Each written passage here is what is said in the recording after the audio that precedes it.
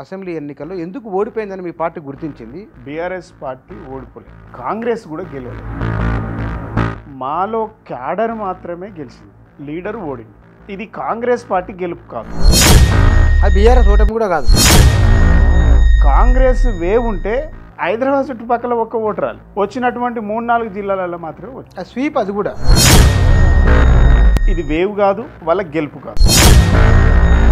మా ఎమ్మెల్యే ఓడిపోవాలి అనేటువంటి భావన కొన్ని నియోజకవర్గాలు, కానీ కేసీఆర్ ఓడిపోవాలని ఎవరు కూడా అనుకోలేదు. ప్రజలు ఎవరు కూడా కేసీఆర్ మీద ప్రజల కోపం లేదు. మరి కోపం లేనప్పుడు బీఆర్ఎస్ ఎందుకు ఓడిపోయింది? మా ఎమ్మెల్యే ఓడాలి, కేసీఆర్ ముఖ్యమంత్రి ఉండాలి. దాన్ని కాంగ్రెస్ మా బలము మా వేవ్ అంటే నేనైతే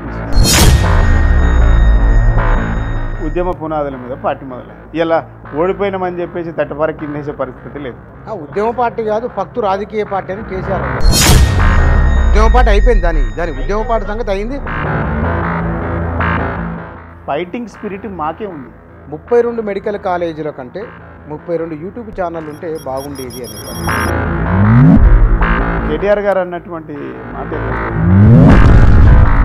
దళిత ఎమ్మెల్యేలు, ఎస్సీ ఎస్టీ వాళ్ళ పట్ల బాగా వ్యతిరేకత ఉందని, ఓడిపోయేదంటలో వాళ్ళే ఉన్నారని ఎన్నికలకు ముందు చాలా పెద్ద ఎత్తున ప్రచారం జరిగింది. ఈ చర్చ ఎందుకు జరిగినట్లు? దళిత ఎమ్మెల్యే విషయాలను ఎస్సీ ఎస్టీ ఇద్దరు అదొక గమ్మత్తు ఉంటుంది. దళితులు అని ఇక్కడ ఎమ్మెల్యేల పైన వ్యతిరేకత ఉంది కాబట్టి ఓడిపోయాడు. మరి కామారెడ్డిలో కేసీఆర్ ఎందుకు ఓడిపోయినట్లు? కేసీఆర్ అట్లాంటి నాయకుడిని మనం పోగొట్టుకున్న వేదన చెందిన వాళ్ళు కామారెడ్డిలో ఎందుకు ఓడగొట్టినట్లు? నమస్తే. 2023 తెలంగాణ అసెంబ్లీ ఎన్నికల్లో భారతీయ రాష్ట్ర సమితి ఏ కారణాల వలన ఓటమి పాలైంది? లోక్సభ ఎన్నికల్లో మరి అది గెలవబోతున్నదా? ఎన్ని స్థానాలు, ఎట్లా? ఆ పార్టీ సమీక్ష చేసుకున్నదా ఓటమి పైన? సమీక్ష చేసుకుంటే అందులో ఓటమి గల కారణాలు ఏమిటి, ఏం తెలుసుకున్నారు? ఆ పార్టీ భవిష్యత్తు ఎట్లా ఉండబోతున్నదో నాడు తెలంగాణ రాష్ట్ర సమితి, ఇప్పుడు భారతీయ రాష్ట్ర సమితి పార్టీకి ప్రారంభం నుంచి ఇప్పటి వరకు ఆ పార్టీలో కొనసాగుతున్న అతి కొద్ది మంది నాయకులలో ఎర్రొల్ల శ్రీనివాస్ గారు ఒకరు. వారు మన దగ్గర ఉన్నారు. ఆ పార్టీకి సంబంధించిన వివరాలు ఏమిటో తెలుసుకుందాం. శ్రీనివాస్ గారు నమస్కారం. భారతీయ రాష్ట్ర సమితి అసెంబ్లీ ఎన్నికల్లో ఎందుకు ఓడిపోయిందని మీ పార్టీ గుర్తించింది? అసలు రివ్యూ జరిగిందా? జరిగితే ఏం తేలింది మీ రివ్యూలో? బుచ్చన్న గారు, వాస్తవంగా బీఆర్ఎస్ పార్టీ ఓడిపోలేదు. నేనేమంటున్నా, కాంగ్రెస్ కూడా గెలవలేదు. ఎందుకు ఆ మాట అంటున్నంటే, మాలో క్యాడర్ మాత్రమే గెలిచింది, లీడర్ ఓడింది. ఏదో బాగుంది, కొత్త ఉంది. ఎట్లా ఇది? క్యాడర్ గెలిచిండు, లీడర్ ఓడిండు. ఇది కాంగ్రెస్ పార్టీ గెలుపు కాదు, అది బీఆర్ఎస్ ఓటమి కూడా కాదు. అంటే క్యాడరే గెలిచింది. మీ క్యాడర్ గెలిచిండు, మా క్యాడర్ గెలిచింది, లీడర్ ఓడిండు. మా ఎవరైతే నిలబడ్డారో ఆ లీడర్ మాత్రమే ఓడిండు. ఎందుకు ఆ మాట అంటుందంటే, కాంగ్రెస్ వేవ్ ఉంటే హైదరాబాద్ చుట్టుపక్కల ఒక్క ఓటు రాలి, ఒక సీట్ రాలి. అవును, వచ్చినటువంటి 3-4 జిల్లాలలో మాత్రమే వచ్చినాయి. స్వీప్ అది కూడా. ఒకవేళ వేవ్ వస్తే వేవ్ వచ్చేటువంటి సీట్లు వేరు. మాకు 2018లో వచ్చింది 88 సీట్లు, అది వేవ్. ఇది వేవ్ కాదు, వాళ్ళ గెలుపు కాదు. అంటే నా పర్సనల్ ఒపీనియన్ ఇది. ఎందుకంటుందంటే, ప్రతి నియోజకవర్గంలో ఏమనుకున్నారంటే, అక్కడ లీడర్ మీద ఉన్నటువంటి కొంచెం వ్యతిరేకత, కొంతమంది మీద వ్యతిరేకత, అరే ఈయన ఓడిపోతే బాగుండు అనేటువంటి భావన ఉన్నది. కొన్ని కాన్స్టిట్యున్సీలలో ఏంటంటే, మా ఎమ్మెల్యే ఓడిపోవాలి అనేటువంటి భావన కొంతమంది కొన్ని నియోజకవర్గాల్లో ఉంది. కానీ కేసీఆర్ ఓడిపోవాలని ఎవ్వరు కూడా అనుకోలే. కేసీఆర్ ఓడిపోవాలి, కేసీఆర్ దిగిపోవాలి, కేసీఆర్ పాలన బాగలేదని ఎవ్వరు కూడా లేదు. ప్రజలు ఈ నిమిషానికి బాధపడుతున్నారు. కేసీఆర్ మీద చాలా చాలా ప్రేమ ఉంది. కేసీఆర్ చేస్తున్నటువంటి పథకాలు, కేసీఆర్ తెచ్చినటువంటి పథకాలు, రైతులు కానీ, ఆసరా పెన్షన్దారులు కానీ, కళ్యాణ లక్ష్మి కానీ, ఇట్లాంటి పెన్షన్లు చాలా గొప్ప ప్రాజెక్టులు. ప్రజలు ఎవరు కూడా కేసీఆర్ మీద ప్రజల కోపం లేదు. మరి కోపం లేనప్పుడు బీఆర్ఎస్ ఎందుకు ఓడిపోయింది? నేను అదే అంటున్నా కదా. ఎక్కడైతే కొంతమంది లీడర్లు ఉన్నారో, కొంతమంది కార్యకర్తలు, ఆ నియోజకవర్గంలో కొంతమంది వ్యతిరేకత ఉన్నదో వాళ్ళు ఈ ఎమ్మెల్యే గెలవకపోతే బాగుండు. అందుకే అంటున్నాను కదా, మా ఎమ్మెల్యే ఓడాలి, కేసీఆర్ ముఖ్యమంత్రి ఉండాలి. పాపం వాళ్ళకి ఏంటంటే ఈ ఇంతమంది ఎమ్మెల్యేలు గెలితేనే కేసీఆర్ ముఖ్యమంత్రి ఉంటారన్న సంగతి చాలామంది గమనించలేకపోయారు. దాన్ని కాంగ్రెస్ మా బలము, మా వేవ్ అంటే నేనైతే విశ్వసిస్తాను. ఆ పార్టీ బలం సంగతి అట్లా ఉంచుదాం. ఈ లోకల్ ఎమ్మెల్యేల మీద అంత వ్యతిరేకత మరి ఎందుకు వచ్చినట్లు మీరు అన్నది అనుకుందాం. ఒకవేళ వ్యతిరేకత ఉందో లేదో నాకు తెలియదు, కానీ మీరు అన్నదాని ప్రకారం మా లోకల్ ఎమ్మెల్యే ఓడిపోని పైన ముఖ్యమంత్రి కానీ అని అంటున్నారు కదా మీరు. జిల్లాలకు జిల్లాలే దక్షిణ తెలంగాణలో స్విప్ అనేది వచ్చిందంటే మొత్తమేనా మర్రి జనార్దన్ రెడ్డి, నిరంజన్ రెడ్డి, శ్రీనివాస్ గౌడు ఈ మునుపున్న 10 ఏళ్ల కింద ఎట్లున్నాయి నియోజకవర్గ కేంద్రాలు ఇవాళ ఎంత మార్పు ఉంది? వాళ్ళు ఎందుకు ఓడిపోయినట్లు? వాళ్ళని కూడా మార్చాలనుకున్నారా? ఇక్కడ ఏం జరిగిందంటే మర్రి జనార్దన్ రెడ్డి నిజంగా ఓడిపోతారని మా లిస్టులో లేదు. మా లిస్టులో లేదు అంటున్నాం. మీ దగ్గర గెలిచే దాంట్లో ఉన్నాడు. మనం గెలిచే దాంట్లో ఉంది. దేవరకద్ర ఆలయ వెంకటేశ్వర రెడ్డి గారు గెలిచే దాంట్లో ఉన్నాడు. మా లక్ష్మారెడ్డి గారు గెలిచే దాంట్లో ఉన్నాడు. నేనేమంటున్నా, ఇది అనూహ్యంగా జరిగినటువంటి సంఘటన. వీటి విషయాలలో మేము నిజంగా కొంతమంది బాధపడుతూ ఉన్నాం. అంటే సమీక్షలో ఇవి క్యాడర్ను ఎక్కడైతే కొంత నిర్లక్ష్యం చేసిండ్రో అక్కడ కొంత నెగిటివ్ రిజల్ట్ వచ్చినమాట వాస్తవం. అయితే ఇది సీఎం గారు పైన ఉన్నాడు కాబట్టి ప్రతిదాన్ని ఆయన మండలంలో ఏముంది, గ్రామాలలో వెళ్ళిన ప్రతి చూడాలి కదా. ఒక స్టేట్ ఫిగర్ అన్నప్పుడు కాన్సెన్సీలో ఉన్నటువంటి నాయకుల మీద ఎట్లా డిసిషన్ తీసుకోవాలి, అక్కడ ఉన్నటువంటి పరిస్థితులను బట్టి ఎమ్మెల్యే డిసిషన్ తీసుకోవాలి.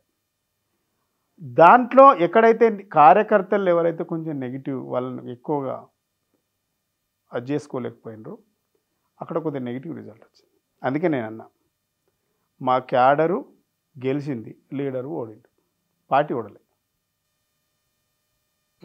ఇది నా పర్సనల్ ఒపీనియన్.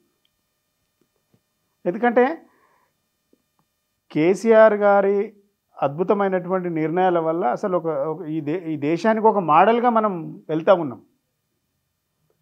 రెండోది ఏం జరిగిందంటే బుచ్చన్న, కేసీఆర్కు కొంతమంది వాస్తవాలు చెప్పలేకపోయారు. ఏంది వాస్తవం? ఏదైనా వాస్తవాలు చెప్పలేకపోయారు.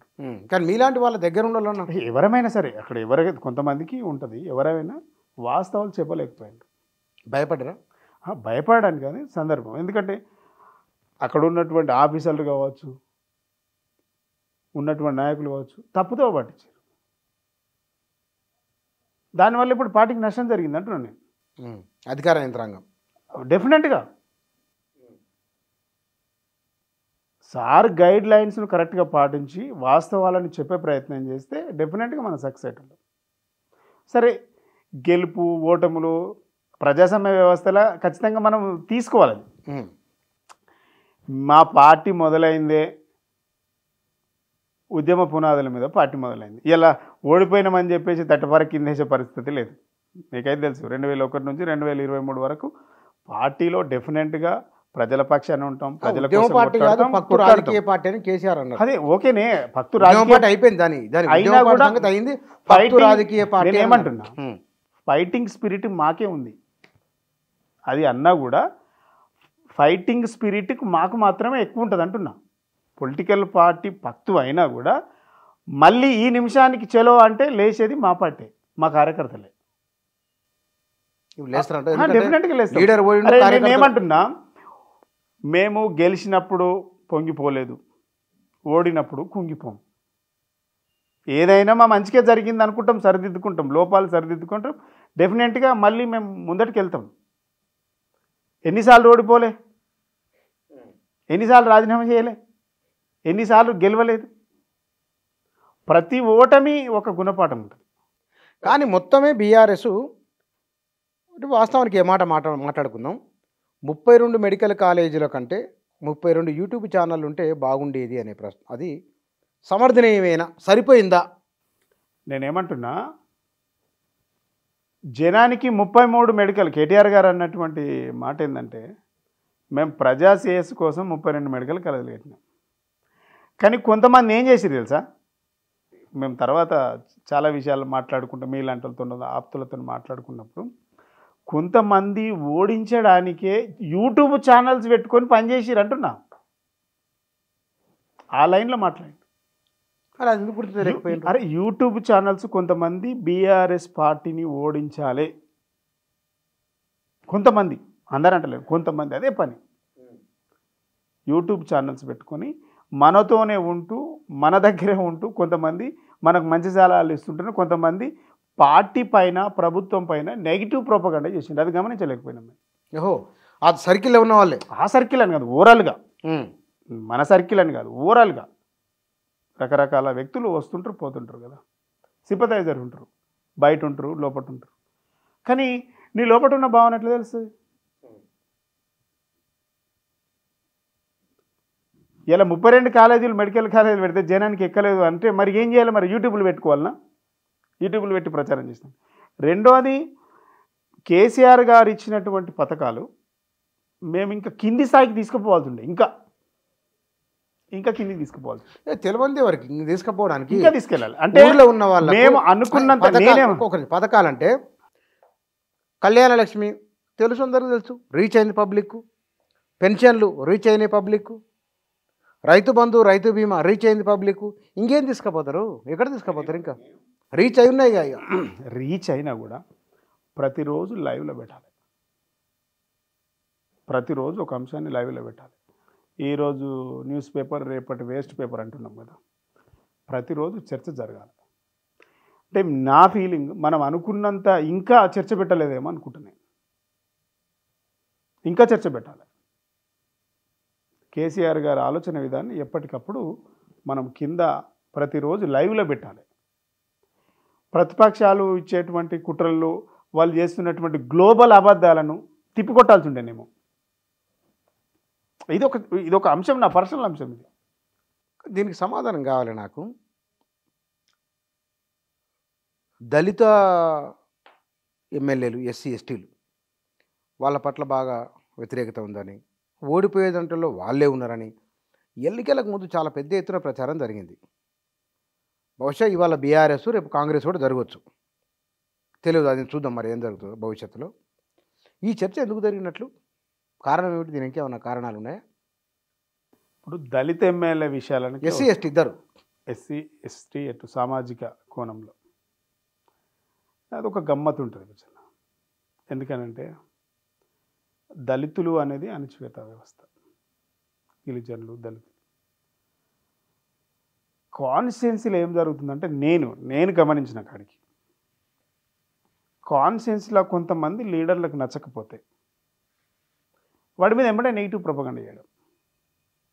ఇది ఏ పార్టీలో అయినా ఉంటుంది. వాడి మీద ఎంబడే, సరే వాడు పాపం కష్టపడ్డాడు, రిజర్వేషన్తో పార్టీ టికెట్ ఇచ్చింది, పార్టీ సపోర్ట్ చేసింది, ఫైనాన్షియల్గా ముఖ్యమంత్రి గారు ఆశీర్వాదము, రాజకీయంగా అన్నీ ఉన్నాయి. ఎప్పుడైతే పార్టీ అధిష్టానం టికెట్ ఇచ్చిందో దానికి అనుగుణంగా పనిచేయాలి. అయితే దీంట్లో కొంత ఏం జరుగుతుందంటే ఎస్సీ ఎస్టీల వరకు నేను గమనించింది, ముందే వారి మీద ప్రొపగండా స్టార్ట్ చేయడం, వీడు ఇట్లా అని అట్లా అని. ఎప్పుడైనా పార్టీలో ఉన్నటువంటి క్యాడరు, పార్టీలో ఉన్నటువంటి లీడర్ ఒక అబద్ధపు విష ప్రచారం జరుగుతున్నప్పుడు పార్టీలో పనిచేస్తున్నటువంటి నిబద్ధత కలిగినటువంటి వ్యక్తి తిప్పికొట్టాలి. డెఫినెట్గా నేనేమంటా అంటే ఒక నిబద్ధత గల కార్యకర్తగా తిప్పికొట్టాలి. నీ లీడర్ మీద జరుగుతున్నప్పుడు నువ్వు తిప్పికొట్టవు, నీ అధిష్టానం మీద జరుగుతున్నప్పుడు దుష్ప్రచారం తిప్పికొట్టవు. అది చెడ్డది. ఇది ఎందుకంటే కొన్ని చెప్పాలనో అర్థం కాదు, కానీ ఇది చర్చ చేసుకోవాలి. ఎందుకు తెలుసా? ఇప్పుడు ఫర్ ఎగ్జాంపుల్ కేసీఆర్ మీద ఎవడో ఒక లూజ్ కామెంట్ చేసిండు, ప్రభుత్వం మీద పార్టీ పైన వాడు లూజ్ కామెంట్ చేసిండు, XYZ. ఈ పార్టీలో పనిచేస్తున్నటువంటి కార్యకర్త, లీడరు, క్యాడరు ఆ నిమిషానికి వాడు తిప్పికొట్టాలడ. చాయ్ హోటల్ కావచ్చు, బస్ స్టాపులు కావచ్చు, గ్రామ చావిడి దగ్గర కావచ్చు, ఎక్కడైనా ఒక చర్చ జరుగుతుంది. నా పార్టీ పైన పార్టీ నాయకత్వం పైన ఒక లీడర్ పైన నెగిటివ్ ప్రొపగండా జరిగినప్పుడు అక్కడ ఉన్నటువంటి పార్టీ క్యాడర్ ఎవరైనా సరే ఎంబడే దాన్ని తిప్పుకొట్టాలి. అది పార్టీని సేవ్ చేసినట్టు. నువ్వు అక్కడ మౌనంగా ఉంటారు చూడు, మౌనం కూడా మంచిది కాదు. మౌనంగా ఉండు అంటే నువ్వు దాంతో ఏకీభవించినట్లు లెక్క నా దృష్టిలో. ఎవరైనా సరే డెఫినెట్గా తిప్పికొట్టాలి. నువ్వు లీడర్ గురించి మాట్లాడినప్పుడు మాట్లాడకపోవడం, నువ్వు పైన అధిష్టానం గురించి మాట్లాడినప్పుడు మాట్లాడకపోవడం, నీ పార్టీ గురించి మాట్లాడినప్పుడు మాట్లాడకపోవడం, నీ ప్రభుత్వం గురించి నెగిటివ్ మాట్లాడినప్పుడు నువ్వు దాన్ని తిప్పికొట్టకపోతే ఏమైందంటే ప్రజలలో ఒక విధమైనటువంటి భావన వెళ్తుంది. అరే వాడి పార్టీ లీడరే వాడు సపోర్ట్ చేస్తాడు, ఇది నిజమేమో. ఇది ప్రతి క్యాడర్ ప్రతి లీడర్ తెలుసుకోవాలి. ఇది తిప్పికొట్టాలి. ఎందుకు కూడా లేదంటావు అంటే ఎందుకు కొట్టలేదన్నదే ప్రశ్న. కొట్టాలి. ఇది అంటే దాన్ని మనం ఇంకా మోటివేట్ చేయాలి, డెఫినెట్గా చేయాలి. ఇప్పుడు చర్చలకు వచ్చినప్పుడు నా పార్టీని నేను డిఫెండ్ ఓన్ చేసుకుంటాను, అఫెన్స్లో పెడతాను. అవును. ప్రతి క్యాడర్ కూడా పార్టీని కాపాడుకునే ప్రయత్నంలో బహుశా క్యాడర్ గెలిచింది, లీడర్ ఓడిండు అనేదానికి కూడా ఇది ఒక లింక్ ఉందంట. దీనికి దానికి నేను ఏమంటున్నా, వాడు మాట్లాడుతుంటే లోకల్లో ఎమ్మెల్యే మీద వ్యతిరేకత, పార్టీ మీద లేదు కదా వ్యతిరేకత.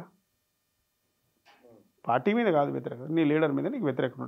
సరే నీకు ఏమి ఇచ్చిండో ఏమి ఇవ్వలేక ఇవే కదా చిన్న ఉంటాయి కదా. నీకు ఏమి ఇచ్చిండో ఏమి ఇవ్వలేదో, పథకము రాలేదు, ఇది రాలేదు, 1,00,000 ఉంటాయి లోకల్ ఇష్యూలు. ఒక పార్టీలో పనిచేస్తున్నటువంటి నిబద్ధత గల కార్యకర్తగా నువ్వు డెఫినెట్గా ఎవరిని ఓన్ చేసుకోవాలి, పార్టీని ఓన్ చేసుకోవాలి. అక్కడ ఎక్కడో లింకు మిస్ అయిందేమో అని నా భావన. అక్కడ ఎక్కడ మిస్ డెఫినెట్గా కదా. ఇప్పుడు ఇది వాదించాలి. ఇప్పుడు పార్టీ చేస్తున్నటువంటి ఇప్పుడు పార్టీ అంటే అన్ని ఎమ్మెల్యేల సమూహం, ముఖ్య నాయకుడు కేసీఆర్ గారు పార్టీ అధ్యక్షుడు. ఇక్కడ ఇప్పుడు ఒక్క లీడర్ నువ్వు ప్రామాణికంగా తీసుకోలేవు కదా, ఇప్పుడు నువ్వు పార్టీ ఫస్ట్ ప్రభుత్వం కంటే ముందు నువ్వెవరు పార్టీ కార్యకర్తనే. ఇక్కడ ఎమ్మెల్యేల పైన వ్యతిరేకత ఉంది కాబట్టి ఓడిపోయిండ్రు. మరి కామారెడ్డిలో సీఎం ఎందుకు కేసీఆర్ ఎందుకు ఓడిపోయినట్లు? ఏది కామారెడ్డిలో దానికి కూడా మా క్యాడర్ ఇంకా పనిచేయాల్సి ఉండే. నేనేమంటున్నా, ఇప్పుడు ఖచ్చితంగా క్యాడర్ ఇంకా బలంగా పనిచేయాల్సి ఉండే, ప్రజలకు నమ్మకం కలిగించాల్సి ఉండే, విశ్వాసాన్ని కలిగేసి ఉండాలి. ఒక అధిష్టానం, ఒక అధినాయకుడు వచ్చి ఆడ పోటీలో నిలబడ్డప్పుడు డెఫినెట్గా మనము సర్వశక్తుల ఒడ్డి ఇంకా పని చేయాల్సి ఉండే. చేయలేదు, అక్కడ చేసిండ్రు, ఇంకా చేయాల్సి ఉండే అంటున్నాను నేను. సరే ఆడ లోకల్ విషయానికి వస్తే ఎక్కడైనా ఏముంటుంది అంటే, లోకల్ విషయానికి వస్తే నేను ఇక్కడనే ఉంటాను ఆ లోకల్ అయినా ప్రచారం చేసుకోవచ్చు, కానీ ఇంకా మనం ఎక్కువ ప్రచారం చేయాల్సి ఉండే.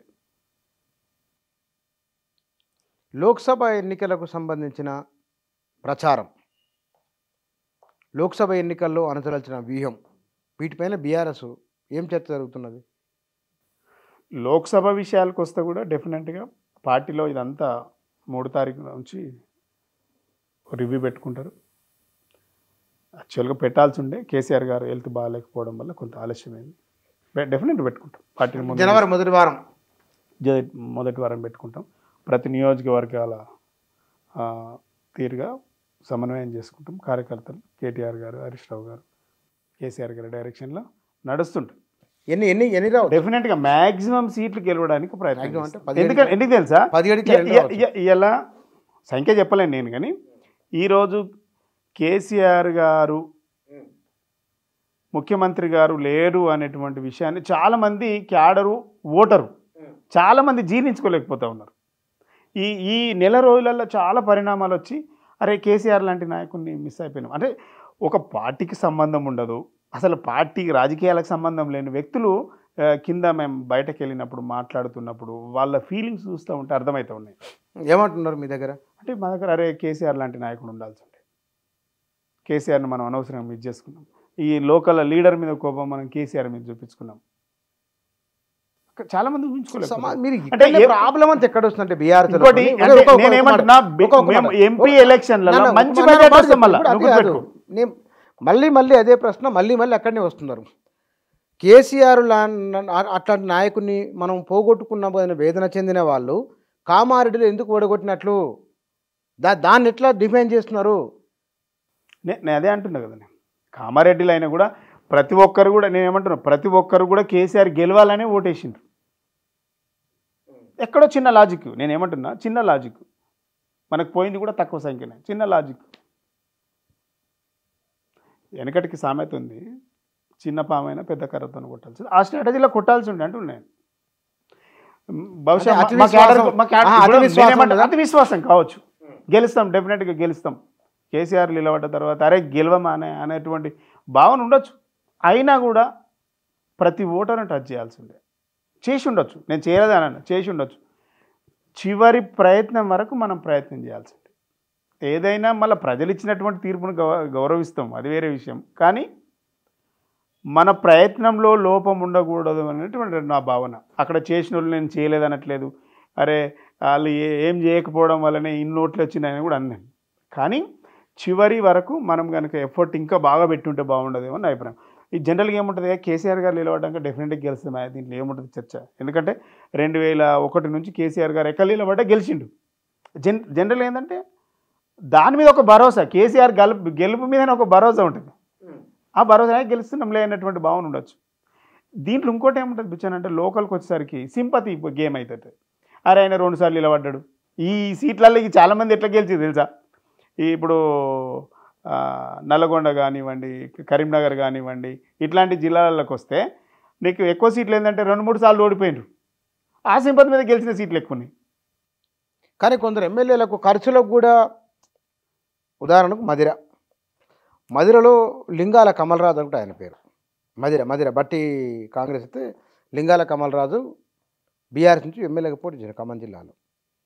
కనీసం ప్రచారానికి వచ్చిన కార్యకర్తలకు భోజనాలకు డబ్బులు లేవు, ఏం చేయాలని ఏడ్చినాయి ఆయన. ఆ వీడియోలు కూడా బయటకు వచ్చినాయి. కమలరాజు ఆయన పేరు, కమలరాజు ఇవ్వలేదు. ఎందుకు అట్లా కొన్ని నియోజకవర్గాలు మరి నేను ఏమంటున్నా, పార్టీ ఏడికి సాయం చేయాలని అడిగి చేస్తుంది, పార్టీని బదనాం చేసుడు కూడా తప్పే. అరే నువ్వు టికెట్ ఇచ్చేటప్పుడు అంత నేనే పెట్టుకుంటా అంటావు, టికెట్ ఇచ్చినాకనేమో అంత పార్టీ పెట్టాలంటే ఇదేంది, ఎవరిని బదనాం చేయని చెప్పు నాకు. ప్రతి దాంట్లో పార్టీ నాయకత్వాన్ని బదనాం చేయొద్దు. నీకు గెలవాలనే షోక్ ఉంది కదా, గెలవాలి. ఇందుకు టికెట్ ఎందుకు రాలే మీకు? నేను కూడా అంటున్నా పార్టీ ఇస్తుందని, ఎందుకు రాలేదు? నేనేమంటున్నా, నేను అదే అంటున్నా, పార్టీ టికెట్ ఇస్తుంది అనుకున్నా, ఇయ్యలేదు.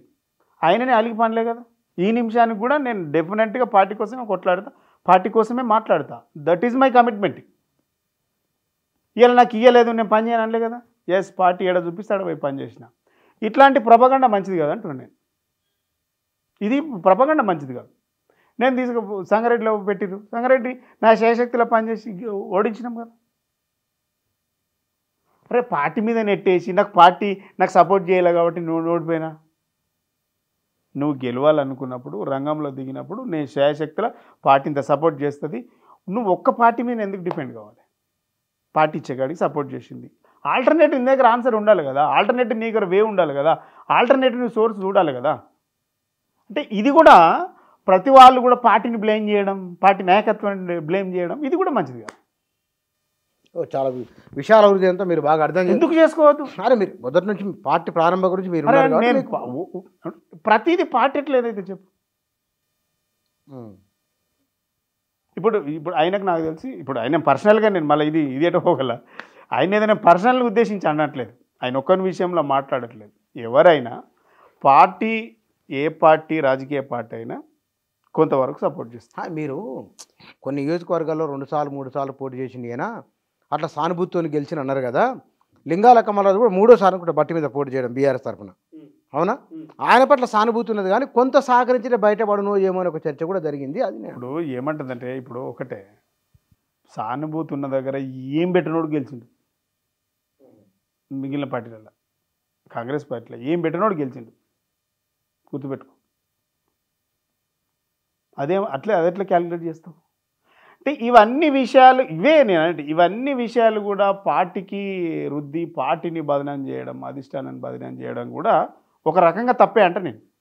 మొన్నటి అసెంబ్లీ ఎన్నికల్లో బీఆర్ఎస్ ఓటమి గురించి కేసీఆర్ మీతో రివ్యూలో మీరు మాట్లాడినప్పుడు వ్యక్తం చేసిన అభిప్రాయం ఏమిటి?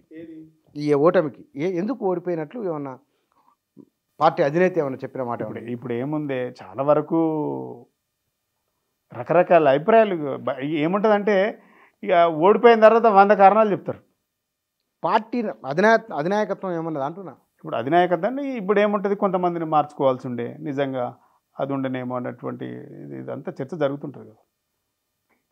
నిజమే అనిపిస్తుంది అప్పుడు. కొంతమందిని మార్చుకోవాల్సి ఉండే, మార్చలేకపోయినాం. మార్చడం వల్ల రిజల్ట్ వేరే వస్తుండొచ్చు. వాటితో పాటు ఇంకోటి చిన్న ఇంకా అంటే చిన్నది ఏం జరిగిందంటే, అంటే నా పర్సనల్గా నేను కావాలి, ఈ ఎమ్మెల్యేలకు కూడా మొత్తం అప్పచెప్పడం వల్ల కూడా కొంత క్యాడర్ ఇబ్బంది పడ్డారు. డిక్టేటర్షిప్ పైకి వెళ్ళి ఉంటుంటే ఎమ్మెల్యేకు మొత్తం అప్పచెప్పడం వల్ల కూడా ఏం జరిగిందంటే, ఇక ఎమ్మెల్యేకు నచ్చినోని ఎంకరేజ్ చేసుకోడు, నచ్చినోనికి తొక్కి పడేసుడు, ఒక రకమైనటువంటి వివక్ష వచ్చుడు కూడా మంచిది జరగలేదు. కొన్ని కాన్సెన్స్లు అట్లా కూడా జరిగింది. ఎమ్మెల్యేల సుప్రీం అయినా సరే కొంత నష్టం జరిగింది. అది దాన్ని కూడా కొంచెం పార్టీ ప్రభుత్వం సమానంగా తీసుకెళ్ళి ఉంటే ఇట్లా ఉండేది కాదు, చాలా బాగుండేది. అంటే ఇది నా పర్సనల్, నేను గమనించి చెప్తున్నా, ఇది జరగాల్సి ఉండే. సమన్వయం ఉందా పార్టీలో? సమన్వయం ఉంది, అంత బాగానే ఉంది, దాంట్లో ఏమి ఇబ్బంది ఏం లేదు. ఎక్కడైతే కొంత ఈ కొత్త పాత దాంట్లో కొంత కలుపుకోపోవడం, ఈ డిక్టేటర్షిప్ ఎమ్మెల్యేలు కొంత ఎక్కువైపోవడం వల్ల కూడా కొంతమంది ఇబ్బంది పడడం ఇది జరిగింది. 80 స్థానాలకు 80-90 స్థానాలు గెలిచిన తర్వాత కూడా కాంగ్రెస్ నుంచి మరొక 10-18 మందిని తీసుకోవడం అనేది ప్రజల్లో ఒక నెగిటివ్ ఒపీనియన్ పోయిందనే విషయం ఒక చర్చ కూడా బయట జరుగుతున్నది ఇప్పుడు. దాంతో పార్టీ ఏకీభవిస్తున్నదా? ఇప్పుడు ఒకటి నేనేమంటున్నా, ఆ రోజు అందరు సపోర్ట్లు కొట్టిరు కదా, నేనేమంటున్నా ఇలా ఓట్లేదు కరెక్టే. ఇప్పుడు ఆ రోజు అందరు సపోర్ట్లు కొట్టిండ్రు, ఇవాళ దాని గురించి మళ్ళీ నెగిటివ్ అంటే ఎట్లా తీసుకుంటాం దాన్ని? ఓకే, తీసుకోవద్దనేది నీ అభిప్రాయం అనుకో, తీసుకోవద్దనేది నిజంగా 88 సీట్లు గెలిచిన తర్వాత తీసుకోవద్దు అనేది అభిప్రాయం. అవును, సరే, కేసీఆర్ గారు ఒక గొప్ప మేధావి, ఒక చాణక్యుడు, తన ఆలోచన, తన విధానం ఏముందో మనం ఈడ మాట్లాడుకుంటే ప్రయోజనం లేదు. తన ఉద్దేశం ఏముందో తెలియదు ఆ నిమిషానికి, ఆయన స్ట్రాటజీ ఏముందో తెలియదు. తీసుకున్న తర్వాత కూడా వ్యవస్థ నడిచింది. నేనేమంటున్నా, తీసుకున్న కాడికి ఇవన్నీ జరిగినా కూడా ఎమ్మెల్యేలు కొంత ఫ్రీగా ఇవ్వడం వల్ల ఈ ఉద్యమకారులు అనుకోండి, పాత కార్యకర్తలు అనుకోండి, వాళ్ళకు నచ్చిన వాళ్ళని పక్కన పెట్టుకోవడం, అనుమాయులకు దగ్గర పెట్టుకోవడం, మిగిలిన అది పార్టీ అనేది వాడు ఎమ్మెల్యే అంటాడు అందరినీ సమానంగా చూడాలి. దానికి ఏమైతే మళ్ళీ ఇప్పుడు పార్టీకి అటాచ్ చేస్తారు. నువ్వు చేసిన తప్పుకు పార్టీ చేసిన తప్పుకు పార్టీ, ఎమ్మెల్యే చేసిన తప్పులకు పార్టీ, ఎట్లయితుంది? ఎవరిది వాళ్ళు అడ్జస్ట్ చేసుకోవాలి. కేసీఆర్ లాంటి గొప్ప అపరచానికుడు, అసలు ఒక మంచి మేధావి కేసీఆర్ గారు, దాన్ని ఎవరు కాదన్నారు. ఎక్కడున్న తెలంగాణను ఏడికి పట్టుకొచ్చిండు, ఇట్లా ఏ విధంగా సుమారు 7 లక్షల కోట్లు అప్పు అయిందని కాంగ్రెస్ బుచ్చన్న 71,000 కోట్ల అప్పు నుంచి 6,70,000 కోట్ల వరకు అప్పు పెరిగింది. బుచ్చన్న నీకు ఎంత అప్పు ఉంది అందాదా? అంటే మనం మాట్లాడుకుందాం, అప్పు లేదా నీకు? నాకు ఉంటుంది కదా ఎంతో కొంత, నీ కుటుంబానికి ఎంతో కొంత అట్లా కాదే. ఇప్పుడు నేనేమంటున్నా బుచ్చన్న, నీ స్థాయితకు తగ్గట్టు అప్పు ఉంటుంది కదా. ఇల్లు కట్టుకుంటే అప్పు, బండి కొనుక్కుంటే అప్పు, కారు కొనుక్కుంటే అప్పు, పిల్లల ఫీజు కట్టే అప్పు, ప్రతి కుటుంబానికి సగటున్న ప్రతి మనిషి మీద అప్పు ఉంటుందని నేను అనుకుంటున్నాను. అయితే కాంగ్రెస్ వాళ్ళు చెప్పిన, మీరు అప్పన్నారు కాబట్టి చెప్తున్నా, కాంగ్రెస్ వాళ్ళు తేల్చిన లెక్క ఏమిటంటే తెలంగాణలో ప్రతి పౌరుని మీద 7 లక్షల రూపాయల అప్పు ఉందని. ఇప్పుడు ఇదే లెక్క కాంగ్రెస్లో ఉన్నప్పుడు ఎంత ఉందో కూడా చెప్పాలి. కాంగ్రెస్ రెండోది, భారతదేశంలో ఇప్పుడు ఉన్నటువంటి గవర్నమెంట్, ఇంతకు ముందు ఉన్నటువంటి కాంగ్రెస్ గవర్నమెంట్ సగటున ఎంత అప్పు ఉందో కూడా చెప్పాలి. క్రైటీరియా కాదు. 61,000 కోట్ల రూపాయల అప్పు రాష్ట్ర విభజన అప్పుడు ఉన్నది. ఆనాడు ఉన్న అప్పు, ఉమ్మడి రాష్ట్రం ఉన్న అప్పు 70,000 నుంచి 1,00,000 రూపాయల వరకు ఉన్న అప్పు 10 ఏళ్ల కాలంలో తెలంగాణలో ప్రతి పౌరుని మీద 7 లక్షల రూపాయల అప్పు అయిందన్నది శ్వేతపత్రంలో కాంగ్రెస్ వాళ్ళు చెప్పిన మాట. నేనేమనుకుంటున్నంటే, ఈ స్కీములన్నీ దాటవేత ఎగవేత చేసుకోవడానికి వీళ్ళు చేస్తున్నటువంటి ప్రొపగండా అనుకుంటా నేను. ప్రజలు మీకు అధికారం ఇచ్చిండ్రు, ఓట్లేసి గెలిపించిండ్రు. అరే నువ్వు నువ్వు సక్సెస్ కావడానికి నన్ను చెడ్డోని ఎందుకు చేయాలి చెప్పు నాకు. నీ సక్సెస్ రేటు పెంచుకో. బీఆర్ఎస్ వాళ్ళు అనలేదా ఈ 50 ఏళ్లలో కాంగ్రెస్ చేసిన నిర్వాహకం, ఈ 50 ఏళ్ళలో కాంగ్రెస్ నేనేమంటున్నా ఎప్పుడు కూడా 50 ఏళ్ళలో కాంగ్రెస్ నేనేమంటున్నా చెన్నగారు, ఎప్పుడైనా మీరు రాజకీయంగా చేసేటువంటి ప్రకటనలు చేయండి, రాజకీయ విమర్శలు చేయండి. ఇలా కేసీఆర్ అప్పు చేసిండు, కేసీఆర్ గవర్నమెంట్ అప్పు చేసింది, అప్పు చేసిందంటే నీకు అప్పు ఎవడు పుట్టిస్తాడే నాకు అర్థం కాదు. తెలుగుకల్లా పని చేసే ముచ్చటనే ఇది. కాంగ్రెస్లోకి అడ్వైజ్ ఇస్తున్నారు మీరు. ఇది నా రాష్ట్రం, కాంగ్రెస్కి అడ్వైజ్ ఇచ్చుడు కాదు. ఈ రాష్ట్రం బాగుండాలని ఈ రాష్ట్రంలో ఈ మట్టిలో పుట్టినటువంటి బిడ్డగా నాకు హక్కు ఉంది. నా రాష్ట్రము అంటే విచ్ఛిన్నమవడో లేకుంటే ఇట్లా రేపు పొద్దుగల అభివృద్ధికి దూరంగా ఉండడం నాకు ఇష్టం లేదంటున్నా. ప్రతి కుటుంబానికి సగటున ప్రతి మనిషికి అప్పు ఉంటుంది ఏదో రకంగా. నీ కుటుంబం సాదుకోవడానికి అప్పు చేసినప్పుడు, నీ కుటుంబం బండి నడవాలన్నప్పుడే అప్పు చేసినప్పుడు, ఈ రాష్ట్రం నడవాలనుకున్నప్పుడు, ఈ రాష్ట్రం బాగుండాలనుకున్నప్పుడు అప్పు చేయడంలో తప్పేంది? ఓకే, అప్పు చేయరు, అప్పు చేయమా అభివృద్ధి చేయమా? మీరు అప్పులు వదిలేయని చెప్పడం ఉద్దేశం ఏంటంటే మేము అప్పు చెయ్యం, అభివృద్ధి కూడా చెయ్యం, అదేనా మీరు చెప్పాల్సింది? చాలామంది చెప్తారు నాకు అప్పు అంటే చాలా భయం, అప్పు చేయనోడు ఎవడు కూడా అభివృద్ధి కాలే, గుర్తుపెట్టుకో. కుటుంబం మరీ ఎక్కువ అప్పు చేస్తే కూడా అరే ఏం కదే, అప్పు ఉంటేనే డెఫినెట్గా మార్కెట్లో నీ విలువ పెరుగుతుంది, డెఫినెట్గా నీ మార్కెట్లో విలువ పెరుగుతుంది, నీకు రకరకాల పెట్టుబడులు వస్తాయి. ఇలా తెలంగాణలోకి ఇన్ని పెట్టుబడులు వస్తున్నాయి, వీళ్ళు చేసే ప్రొపగండాకు డెఫినెట్గా ఇవన్నీ మనం తెలియనని కూడా చెప్తున్నాం. మా రాష్ట్రం ఇంత అప్పు ఉంది, మా రాష్ట్రం ఇంత అప్పు ఉంది. ఏం చెప్పదలుచుకున్నారు మీ రాష్ట్రానికి? ఈ రాష్ట్రానికి ఎవరు అప్పులు ఇవ్వద్దు, పెట్టుబడులకు రావద్దు, పెట్టుబడులు పెట్టకుని చెప్తున్నారు మీరు. సగటున ఒక కుటుంబం నడపాలన్నప్పుడే అప్పు చేస్తే, సగటున ఒక వ్యక్తి బిజినెస్ పెట్టుకోవాలనుకున్నప్పుడే అప్పు చేస్తే, ఒక బండి కొనుక్కోవాలనుకున్నప్పుడు, ఒక కారు కొనుక్కోవాలనుకున్నప్పుడు, ఒక ఇల్లు కట్టుకోవాలనుకున్నప్పుడు అప్పు చేసినప్పుడు, ఈ రాష్ట్రం బాగుండాలనుకున్నప్పుడు అప్పు చేస్తే తప్పేంది? అప్పు చేయలేదు అంటే నువ్వేం చేయలేదు అన్నట్లు లెక్క నా దృష్టి. నెల రోజుల కాలంలో కాంగ్రెస్ వాళ్ళ అధికారంలోకి వచ్చి రాగానే ఆర్థిక రంగం పైన, విద్యుత్ రంగం పైన, సాగునీటి రంగం పైన, రెవెన్యూ అన్ని విషయాల మీద వాళ్ళు సమీక్షలు చేస్తున్నారు. గత ప్రభుత్వం తీసుకున్న నిర్ణయాలను అవి పక్కకు పెట్టి ప్రత్యామ్నాయ మార్గాలను వాళ్ళు చూస్తున్నారు. బుచ్చన్న అది పొలిటికల్గా నేనేమంటా అంటే, వాళ్ళు ఏ పని చేసిండ్రో టీఆర్ఎస్ గవర్నమెంట్ దానికి భిన్నంగా చేయడానికి ప్రయత్నం చేయాలి, దానికి గొప్పగా చేసి దిగిపోవాలి. ప్రజాస్వామ్యంలో ఎవరం కూడా ఉన్నన్ని రోజులు అధికారంలో ఉంటామని ఎవరం అనుకోవద్దు బుచ్చన్న. ఇవాళ నాది, రేపు నీది, రేపు ఇంకొకటిది పదవి. అవును, నేనైతే అట్లా ఫీల్ అవుతా. పదవి అనేది శాశ్వతం కాదు, ఎప్పుడైనా మాజీలం కావాల్సిందే. ఎవరైనా సూత్రం గుర్తుపెట్టుకోవాలి, ఈ సూత్రం గుర్తుపెట్టుకోవడం బ్రహ్మాండంగా నడుపుతాడని నేను. అయితే మీరు రాగానే శ్వేతపత్రము అని ఆల్రెడీ మేము ఎన్నికలకు ముందే మేము శ్వేతపత్రం చెప్పినాం కదా. మేము ఏం చేసినాం ఎలక్షన్లో, మేము ఎన్నికలకు ముందు పోయేటప్పుడు అసెంబ్లీలో చెప్పిపోయినాం కదా. మీరు రాగానే తెల్లారి నుంచే మీ తప్పులు తీస్తాం, మీరు చేసినటువంటి ఇది కాదు కదా. ఇది అంటే ఒక కక్షపూరితమైంది, ఇది ఒక కక్షపూరితమైంది. అంటే ఖచ్చితంగా వీళ్ళని డిఫేమ్ చేయాలన్నటువంటి టార్గెట్గా పనిచేస్తుంది. అది ప్రజలు నమ్ముతున్నారట. ప్రజలు దీన్ని హర్షించారు వచ్చాను, గొప్పగా చేయాలి. కేసీఆర్ గారు అది పెట్టిండ్రు, 2000 రూపాయలు పింఛేస్తాను, 4000 ఇయ్యు, మీరు బస్ ఫ్రీ ఇస్తాన్నారు, ఇయ్యు, ఎవరికి అరే ఇచ్చిండ్రు, లొల్లి అవుతుంది, చిక్కలు పట్టుకొని కొట్టుకుంటారు. రోజు కొట్టుకుంటున్నారు, అరే రోజు కొట్టుకుంటాను. వీడియోలు మీరు చూస్తారు, మీరు పెట్టే వీడియోలలో మీరు పెట్టే వీడియోలలో చూసుకుంటారు. అంటే మేము వీడియోలో చూస్తున్నాం కదా. ఇలా మీరు అరే నేను అంటలేను, మరి కొట్టుకున్నారంటే కొట్టుకుంటే చెప్పాలి కదా, తప్పు చెప్పినప్పుడు ఒప్పు కూడా చెప్పాలి కదా.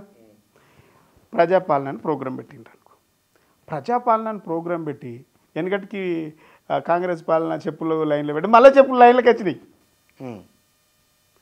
కేసీఆర్ గారు అదేంటి సకుటుంబ సర్వే చేసి ఒకే రోజుల 3.5 కోట్ల మందిని టచ్ చేయగలిగినాం. మిగిలిన మళ్ళీ ఒక రోజు ఎక్స్టెండ్ చేసి మిగిలిన అన్ని కుటుంబాలను కలవగలిగినాం. ఈ రాష్ట్రంలో 44 లక్షల పింఛన్లు ఇస్తున్నాం. అన్ని మరి నేనేమంటున్నా? కేసీఆర్ నేను వినలేదా? కేసీఆర్ నేనేమంటున్నా? కేసీఆర్ ప్రజల్ని కేసీఆర్ అదే మీరు అడిగింది నేను చెప్తున్నా. మీరు నాకు అరే నేనేమంటున్నా? ప్రజల్ని అంటే రోడ్డు వీళ్ళు మీదకి తేవాల్సిన అవసరం లేదు. అయితే ఇప్పుడు ఏంటంటే కేసీఆర్ సకల జన సర్వే చేసి అంతమందికి లబ్ధి చేకూరిస్తే మళ్ళీ జనం రోడ్డు మీదకి రావాల్సిన పరిస్థితి ఎందుకు అరే వచ్చింది? రోడ్డు మీద తెచ్చిందే మరి వాళ్ళు ఎందుకు వచ్చారు? అంత బాగుంటే రోడ్డు మీదకి రారు కదా. అన్న ప్రజలు ఆశావాహులు, గుర్తుపెట్టుకోవాలి. ప్రజలు ఆశావాహులు. ఏమో వీళ్ళు ఏం చేస్తారో వాళ్ళు ఏం చేస్తున్నటువంటి భావన ఉన్నారు. అర్థమైందా? సామెత ఉంది వెనకటికి, తిడితే కోపం పెడతా అంటే ఆశ. చెప్పలేం వీళ్ళు ఏం చేస్తారు అన్నటువంటి భావన ఉండొచ్చు. వీళ్ళు చేసినటువంటి గ్లోబల్ ప్రచారమే నమ్మిండ్రు కదా, కాంగ్రెస్ 4,000 ఇస్తుందేమో అని. రాలే పాపం అనుకుంటారు. ఇప్పుడు నెల కూడా కాలే కదా. అరే తెల్లారే ఇస్తారు కాంగ్రెస్ వాళ్ళు తెల్లారైతున్నారు. 9వ తారీఖు నుంచి మొదలు పెడతారని చెప్పి 100 రోజుల లోపల ఇచ్చిన హామీలు అమలు ఇప్పటి వరకు కూర్చున్నా. ఇప్పుడు ఇది మన దీని మీద ఇది మనం ఇప్పుడే మనం విమర్శలని కాదు కానీ నేను విమర్శిస్తలేను, మీరు అడిగినారు కాబట్టి చెప్తున్నా. మేము ఫస్ట్ గవర్నమెంట్కి వచ్చినాక మొదటి ఏంది ఆసరా పెన్షన్ 4,000 ఇస్తామని చెప్పిండ్రు. కరెంటు బిల్లులు కట్టద్దని చెప్పిండ్రు. ఇలా పెన్షన్ ఇంకా రాలే, 4,000 రాలే, గదే 2,000 వేస్తారట. రైతులందరూ కళ్ళల్లో ఒత్తులేసుకొని చూస్తుండ్రు. ఏది రైతు బంధు కోసం, రైతు బంధు రాలే. నేనేమంటున్నా, దేనికైనా అందుకే వాళ్ళు చెప్తున్నారు ఖజానాల పైసలు లేవు ఇవ్వలేకపోతున్నాం. నేనేమంటున్నా, ఖజానా అంటే నేనేమంటున్నా, ఇది ఈ స్టేట్మెంట్ రాంగ్ అంటున్నా. ఈ స్టేట్మెంట్ రాంగ్. ఒకవేళ నీకే ఒక ఇల్లు అప్ప చెప్పినాం అనుకో, ఎగ్జాంపుల్ నీకు ఇల్లు అప్ప చెప్పిండ్రు, మీ నాయన రిటైర్మెంట్ దిగిపోతుండు, ఇంటికి పెద్ద కొడుకుగా అనుకో, ఎగ్జాంపుల్ మాట్లాడుకుంది కదా, ఐకేం లేదు, దిగిపోతుండు. దీనికి అయిపోయినప్పుడు మీ నాయన చేసిన అప్పో లేకుంటే ఎవరు చేసినో పాతప్పో కొత్త అప్పో ఉంటుంది. ఆ ఇల్లు సరిదిద్దుకుంటావా? మన ఆయన అప్పు చేసిపోయిండు అని ఊరంతా ప్రపాదం చేసుకుంటావా? చెప్పు నాకు చెప్పు. అంటే నీ కుటుంబాన్ని మీ నాయన ఒక్కడిని బ్లేమ్ చేస్తున్నట్టు కాదు, అది నీ కుటుంబాన్ని కూడా రోడ్డు మీదకి. బీఆర్ఎస్ చేసిన అప్పుల గురించి ఏం మాట్లాడదు కాంగ్రెస్.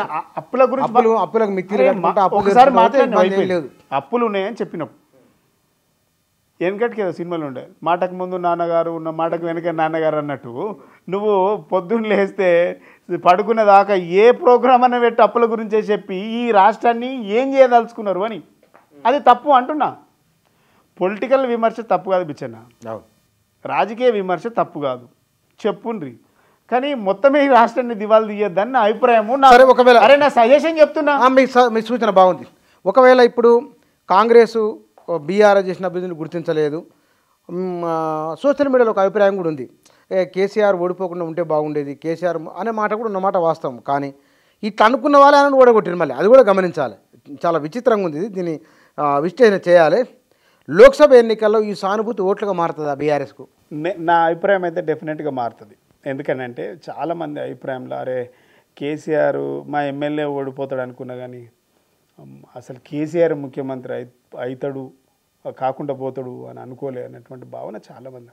ఇంకోటి ఏంటంటే కేసీఆర్ గారు ముఖ్యమంత్రి కాలేకపోయిండు అనేటువంటి మాటను చాలామంది జీర్ణించుకోలేకపోయింది. బుచ్చన్న ఇది మీరు నమ్మినా నమ్మకపోయినా మేము రెగ్యులర్గా ఉంటున్నాం కాబట్టి కొంతమంది నచ్చకపోవచ్చు కూడా, కొంతమందికి నచ్చకపోవచ్చు నేను చెప్పేది. కానీ ప్రజల్లో ఉన్నటువంటి కొంత ఫీలింగ్స్ ఇది. అరే మా నాయకుడు అంటే నేను ఇందాక చెప్పిన కదా, లోకల్లో ఉన్నటువంటి చిన్న వ్యతిరేకత మీద మా ఎమ్మెల్యేను ఓడగొట్టినాం, కానీ అసలు ఆయన మొత్తం కుర్చీలకు లేకుండా పోయిండా? సామాన్యులకు, గృహిణులకు, కామన్ మ్యాన్కి, ఇంటర్మీడియట్ డిగ్రీ చదివే పిల్లలకు చాలామందికి బాధ చాలామందిలో కనబడ్డది. నిజంగా కూడా ఎక్స్పెక్ట్ చేయము అట్లా. మేము ఎక్కడన్నా మొన్న నేను పెళ్ళిళ్ళకి పోయినాం, పెళ్ళిలో అయినప్పుడు కూడా అదే మాట్లాడుతున్నాం. ఏమన్నారు? మా ఎమ్మెల్యే ఓడిపోవాలనుకున్నాం కానీ కేసీఆర్ ఓడిపోతాడని తెలియదు బిడ్డ. చదువురానోళ్ళు అంటే ఇప్పుడు నేనేదో నా సొంత కవిత్వం కాదు ఇది, ఎందుకంటే ఇప్పుడు నేను అన్ని రకాలుగా మాట్లాడుతున్నా. ఎందుకంటే మేము ఎట్లుండాలి, మా పార్టీ ఎట్లుండాలి, విధానం ఎట్లుండాలి, అందరము ఏది చెప్పకుండా పోతే కూడా నష్టం జరుగుతుంది. మరి నష్టం జరుగుతుంది. సో కొన్ని కులం మాట్లాడుకోవాలి డెఫినెట్గా ఎక్కడో. ఎందుకంటే దీంట్లో మనము దాచిపెట్టితే చెప్తే కూడా నష్టం జరుగుతుంది. సో కేసీఆర్ గారి నాయకత్వంలో చాలామందికి ఉండాలనేటువంటి అభిప్రాయమే చాలా ఎక్కువ మందికి. మాకు 2-3 ఫ్యాక్టర్ల బుచ్చన్న మాకు ఏం జరిగిందంటే, మొదటగా మాకు ఉద్యోగుల నుంచి, రెండోది నిరుద్యోగుల నుంచి మాకు ఇది బాగా కొంత ఎఫెక్టివ్గా పనిచేసింది. ఉద్యోగులు నిరుద్యోగులు పని కట్టుకొని ఇక అంటే వాళ్ళకు ఉన్నటువంటి బాధలు వాళ్ళ అభిప్రాయాలు ఏందో తెలియదు, కానీ ఖచ్చితంగా కేసీఆర్ను టార్గెటెడ్గా అది చేసి దానికి మేము కొన్ని సవరణలు చేసుకుంటాం. అది చేసుకుంటున్నాం. అరే ఎందుకు చేసుకున్నాం? ప్రతి ఓటమి వెనుక ఒక ఉంటుంది, ఒక కారణం. రివ్యూ జరగాలి. రివ్యూ చేసుకుంటాం. రాబోయే కాలంలో ఇది ఏదైనా మా మంచికే అనుకుంటాం. ఆ భావన వచ్చిందా పార్టీ? అరే ఇప్పుడు అది స్వీకరించాలి. మేము ఓడిపోయినప్పుడు దాన్ని గెలిచినప్పుడు ఎంత స్వీకరించినాం, ఓటమి కూడా అంతే స్వీకరిస్తాం కదా. అందుకే మేము ఇలా ప్రజల్లో ఉండడానికి ప్రయత్నం చేస్తూ ఉన్నాం, ఇంకెక్కువ పని చేయడానికి ప్రయత్నం చేస్తాం, మా లోపాలు ఎక్కడ ఉన్నాయో మార్చుకోవడానికి ప్రయత్నం చేస్తాం. గుర్తుపెట్టుకోండి బుచ్చన్న, మళ్ళీ చెప్తున్నా, నేనంటే చాలా నియోజకవర్గాలు తిరిగినటువంటి అనుభవము, కొంత సంబంధాలు ఉన్నటువంటి మొదటి నుంచి నేను ఒక మాట చెప్పదలుచుకున్నాను. మేము మారాలనుకున్నారు తప్ప మమ్మల్ని మార్చాలని ఎవరికి లేదు. ఓకే, మీరు మారాలని జనం అనుకున్నారు, మేము మారాలనుకున్నారు తప్ప మమ్మల్ని మార్చాలన్నంత కోపం ప్రజలకు లేదు. ఈ నిమిషాన్ని చెప్తున్నా. బాగుంది, ఏదో ఈ డైలాగ్ కూడా బాగా చెప్తున్నా. అంటే మరి అంటే కొంచెం ఎక్కువ అనుకున్నాను, మీరు మారాల్సి వచ్చింది ఇక. అంటే నేనేమంటా, ప్రతి వాళ్ళని కలుపుకొని పోవాలి కింద. ఇప్పుడు నేను ఇందాక చెప్పిన అందరి గురించి చెప్పలే, కొందరు ఎమ్మెల్యేలు ఉన్నది వ్యతిరేకత, అక్కడ ఉన్నటువంటి కోపమే పనిచేయచ్చు. నేను అందరిని కూడా అనట్లేదు, కొంతమంది అది ఏమైందంటే స్ప్రెడ్ అవుతుంటుంది. ఓకే, ఒక వ్యక్తి దగ్గర ఉన్న దాని మీద స్ప్రెడ్ అవుతుంటుంది, ఒకరి నుంచి ఒకరికి డెఫినెట్గా స్ప్రెడ్ అవుతుంది. రెండోది ఏం చెప్పినా, నీకు ఎక్కడైతే చర్చా వేదికలు ఉంటాయో గ్రాస్ రూట్లో గ్రామ స్థాయిలో చర్చ జరుగుతున్నప్పుడు నీ పార్టీని నువ్వు డిఫేమ్ చేసుకోవాలి, నీ పార్టీని నువ్వు కాపాడాలి. నీ పార్టీ మీద, నీ నాయకత్వం మీద ఎవరైనా నెగిటివ్ ప్రొపగండా చేసినప్పుడు డెఫినెట్గా నీ పార్టీని కాపాడే ప్రయత్నం చేయాలి, ఎవరమైనా సరే, నాతో సహా. అది ఏమైంది, నీ మౌనం ఏమైంది తెలుసా, ఇంకోడికి ఊతం ఇచ్చినట్టయితే, అరే వాడే మాట్లాడతలేడు, నిజమే కావచ్చు. ఇది కూడా ఒక కారణం ఉంటుంది. ఇది జరగాలి. ప్రతి క్యాడరు, ప్రతి లీడరు, ప్రతి కార్యకర్త ఈ ప్రయత్నం ఈ పార్టీని కాపాడుకోవడానికి డిఫెమ్ చేయాలి. ఈ ప్రయత్నం చేయాల్సి జరగలేదు, అంటే అనుకున్నంత స్థాయిలో జరగలేదు అనుకుంటున్నాను నేను. ప్రతిదానికి పార్టీ నాయకుడు కేసీఆర్ గారు వచ్చి, కేటీఆర్ గారు వచ్చి సమాధానం చెప్పలేరు కదా. పార్టీలో పనిచేస్తున్నటువంటి సిన్సియర్ కార్యకర్తలు ఎవరమైనా పార్టీ ఓన్ చేసుకోవాలి, పార్టీని కాపాడడానికి ప్రయత్నం చేయాలి. సరే, అంటే ఈ కారణాలలో ఇదొకటి నేను చెప్పదలుచుకున్నా. కారణం ఇదొకటి. థ్యాంక్ యూ శ్రీనివాస్ గారు.